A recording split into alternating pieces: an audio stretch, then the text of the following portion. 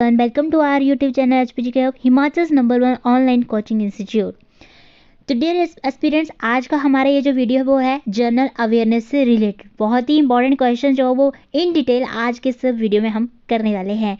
तो अगर आप भी किसी भी हिमाचल प्रदेश के एग्जाम के लिए प्रिपरेशन कर रहे हैं तो हमारी live classes plus recorded lectures available हैं। टॉपिक वाइज ये सारे रहेंगे, तो व्हाट्सअप कर सकते हैं, सारी जानकारी आपको मिल जाएगी। तो चलिए स्टार्ट करते हैं आज की अपनी वीडियो को, जिसमें कि आपका फर्स्ट क्वेश्चन है study of human body movements is called. मानव शरीर की गतिविधियों का अध्ययन कहलाता है। आपके पास यहाँ पर बाइलिंगुअल ऑप्शंस रहेंगे। काइंसियोलॉजी कहते हैं, एंथ्रोपोलॉजी कहते हैं, सोशियोलॉजी या साइकोलॉजी कहते हैं। तो इसका जो है आपका क्या है राइट आंसर? ऑप्शन ए काइंसियोलॉजी कहते हैं। मानव शरीर की गतिविधियों का अध्ययन को क्या कहते हैं? कांसियोलॉजी कहा जाता है। इसमें क्या होता है कि जो हमारी शारीरिक क्रियाएं होती हैं उनके मैकेनिज्म्स, जैसे कि मतलब काम कैसे काम करते हैं और उनके प्रभावों का अध्ययन किया जाता है। कांसियोलॉजी शारीरिक शिक्षा, खेल और शारीरिक स्वास्थ्य के क्षेत्रों में महत्वपूर्ण है और मानव विज्ञान का हिस्सा भी है, लेकिन ये सीधे मानव विज्ञान के अंतर्गत जो है वो नहीं आता है। नेक्स्ट है इसमें आपका how many bones in ear. कान में कितनी हड्डियां होती हैं?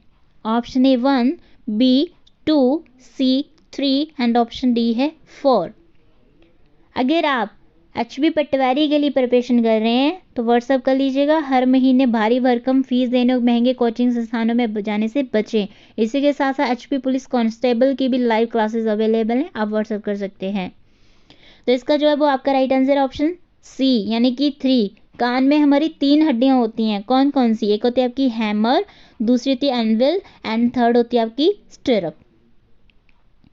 Next question, where will the FIFA World Cup 2026 be held. FIFA विश्व कप 2026 कहाँ आयोजित किया जाएगा?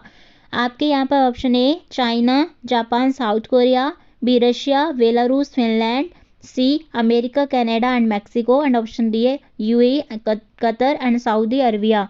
तो ये जो है वो आपका कहाँ पर किया जाएगा? Option C is the correct answer, America, Canada and Mexico में। फीफा विश्व कप 2026 अमेरिका, कनाडा, मैक्सिको में आयोजित किया जाएगा। अब इसमें आता है कि फीफा का मुख्यालय कहाँ पे है, तो ये ज्यूरिख स्विट्जरलैंड में है। भारत में भारतीय फुटबॉल संघ राष्ट्रीय फुटबॉल चैंपियनशिप का आयोजन करता है। इस प्रतियोगिता में दी जाने वाली ट्रॉफी को हम क्या कहते हैं? संतोष ट्रॉफी कहते हैं। नेक्स्ट क्वेश्चन है आपका tropical rain forest are found in which state of India. उष्णकटिबंधीय वर्षा वन भारत के किस राज्य में पाए जाते हैं? Option A Odisha, B Uttar Pradesh, C Meghalaya and option D है मध्य प्रदेश। तो इसका जो है वो आपका क्या है right answer? Option C Meghalaya.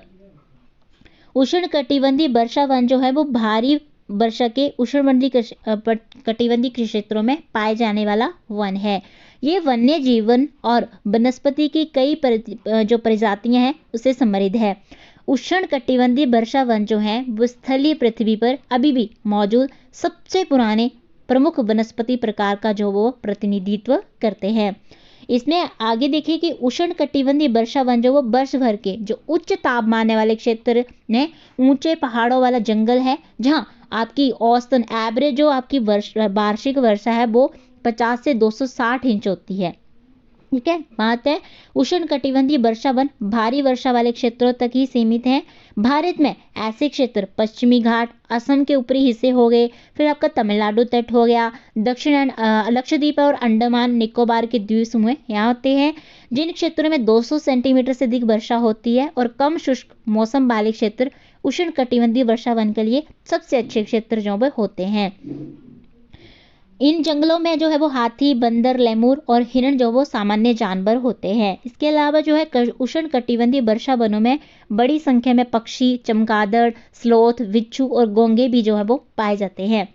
Bharat के सबसे अच्छे वर्षा वन जो वो उत्तर पूर्वी क्षेत्र में पाए जाते हैं, जो मानव आबादी से उतना प्रभावित नहीं है जितना कि हमारे जो पश्चिमी घाट होते हैं। पूर्वोत्तर वर्षा वन जो वो उत्तरी असम से नागालैंड, मणिपुर, मिजोरम, त्रिपुरा, अरुणाचल प्रदेश के हिस्से तक जो है ये फैले हुए हैं। नेक्स्ट क्वेश्चन है आपका, the first law commission was established in 1834 with the British government under the chairmanship of. प्रथम विधि आयोग की स्थापना 1834 में ब्रिटिश सरकार द्वारा किसकी अध्यक्षता में की गई थी? Option A Lord Macaulay, B Lord Dalhousie, C Lord Canning and option D है लॉर्ड नॉर्थब्रुक। तो इसका जो है वो आपका राइट आंसर है ऑप्शन ए लॉर्ड मैकाले। प्रथम विधि आयोग की स्थापना 1834 में ब्रिटिश सरकार द्वारा मैकाले कमेटी की सिफारिश पर ही की गई थी। ठीक है, इस कमेटी का अध्यक्ष जो वो कौन थे? वॉरेन हेस्टिंग्स था। तो इस आयोग की स्थापना का मुख्य उद्देश्य क्या था कि ब्रिटिश इंडिया को सुधारना और उसमें सुधार करने के लिए जो है एक समन्वित न्यायिक सिस्टम एस्टैब्लिश करना था। इससे पहले विभिन्न प्रांतों में अलग अलग न्यायिक प्रणालियां थी। ठीक है, तो ये इसे संघर्षपूर्ण स्वराष्ट्रीय सबसे सामान्य न्यायिक व्यवस्था के रूप में सुधारने का प्रयास कर रहा था। नेक्स्ट क्वेश्चन है, in which year the export import bank of India was set up. भारतीय निर्यात आयात बैंक की स्थापना किस वर्ष की गई थी? Option A 1980, 1981, C 1982 and option D है 1989। तो कब की गई थी आपकी? Option C is the correct answer, 1982 में की गई थी। भारतीय निर्यात आयात बैंक की स्थापना 1 जनवरी 1982 को हुई थी। ये बैंक जो है वो भारत सरकार की एक आधिकारिक निगमित बैंक है जो विदेशी व्यापार और आयात निर्यात से संबंधित वित्तीय सेवाएं जो हमारी फाइनेंशियल सर्विसेज होती हैं उनको प्रोवाइड करता है। आपका ये XIM, ठीक है, एक्सपोर्ट इंपोर्ट बैंक भारतीय उद्यमों को विदेश में व्यापार और निर्यात आयात के क्षेत्र में हेल्प प्रोवाइड करने का कार्य। Next question, who among the following discovered RH factor. निम्नलिखित में से किसने RH कारक की खोज की? Option A G Mendel, C Karl Landsteiner, C Langerhans and option D है विलियम हार्वे। तो किसने की थी आपकी? Option B is the correct answer. RH factor की खोज जो है वो के लैंडस्टीनर ने आपकी कब की है? 1940 में की थी। RH फैक्टर को रीसस फैक्टर भी कहा जाता है, जिसका अन्य नाम कह सकते हैं कि क्या है? रीसस फैक्टर भी है। ये एक प्रकार का क्या होता है? एक प्रोटीन होता है। ठीक है, जो RH फैक्टर होता है क्या होता है? आपका प्रोटीन होता है जो हमारे रेड ब्लड सेल्स होते हैं उसके बाहर ये पाया जाता है। Next question, which of the following vitamins is helpful in making clots of blood. निम्नलिखित में से कौन सा विटामिन रक्त के थक्के बनाने में आपका सहायक है? ऑप्शन ए विटामिन ई, ठीक है, vitamin K, vitamin C and vitamin A. तो इसका क्या है आपका राइट आंसर? तो आपका जो है इसका राइट आंसर है ऑप्शन बी विटामिन के। बहुत बार पूछा गया क्वेश्चन है, इंपॉर्टेंट है। रक्त के थक्के बनाने में जो विटामिन के है उसकी बहुत महत्वपूर्ण भूमिका होती है। विशेषकर विटामिन के जो है यहाँ पर एक महत्वपूर्ण भूमिका निभाता है। ठीक है, रक्त को ठीक से कगारा करने के लिए जो है विटामिन के आवश्यक है, जिससे क्या होता है कि रक्त के थक्के या रक्त की जो कणिकाओं का सही रूप से जमा होना संभव हो जाता है, पॉसिबल होता है। ठीक है, ये एक रक्त संचरण प्रणाली के लिए बहुत इंपॉर्टेंट है और ये हमारे शरीर में रक्त की शांति बनाए रखने में मदद करता है। विटामिन के का जो मेन सोर्सेज होते हैं वो आपकी जैसे आपकी ग्रीन लीव्स वाली वेजिटेबल्स होती हैं, ताजगी से भरा हुआ जो फल होता है, अंडा, तिल, इनमें आपका विटामिन के ज़्यादा पाया जाता है। नेक्स्ट क्वेश्चन है, blank acid is secreted from the oxyntic cell of the stomach. Blank acid पेट की ऑक्सीनेटिक कोशिकाओं से स्रावित होता है। Option A hydrochloric acid, B amino acid, C है pyruvic acid and option D है साइट्रिक एसिड। तो इसका जो है वो आपका राइट आंसर है ऑप्शन ए हाइड्रोक्लोरिक एसिड।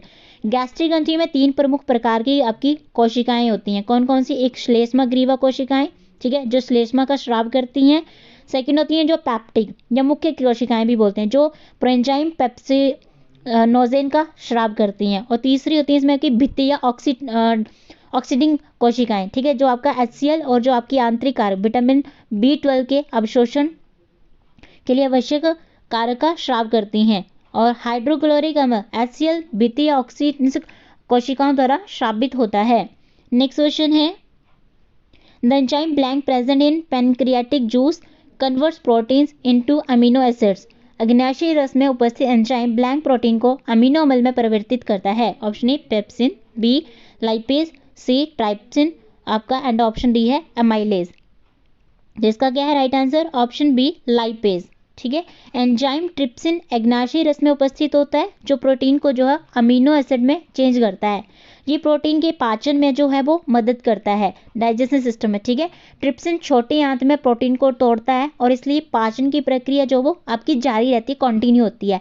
तो कृपया ध्यान दीजिए कि ये अग्नाशय द्वारा जो एक निष्क्रिय रूप में निर्मित होता है, जिसे क्या कहते हैं, ट्रिप्सिनोजेन कहा जाता है, ठीक है। तो ये थे हमारे आज के मोस्ट इंपॉर्टेंट जनरल अवेयरनेस के MCQs। आई होप आपको हमारा आज का वीडियो पसंद आएगा। वीडियो पसंद आया तो वीडियो को अपने फ्रेंड्स के साथ जरूर शेयर कीजिएगा, लाइक भी जरूर कीजिएगा, अपनी वैल्यूएबल फीडबैक कमेंट सेक्शन में जरूर दीजिएगा। इसी तरह के और भी वीडियोस के लिए HB पटवारी या हिमाचल प्रदेश के किसी भी एग्जाम के लिए प्रिपरेशन कर रहे हैं तो व्हाट्सअप कर लीजिएगा, सारी जानकारी आपको मिल जाएगी। और इसी तरह के वीडियो के लिए जो वो चैनल के साथ जुड़े रहेगा। आज के इस वीडियो में इतना ही, मिलते हैं आपसे नेक्स्ट वीडियो में। Thank you. जय हिंद, जय हिमाचल।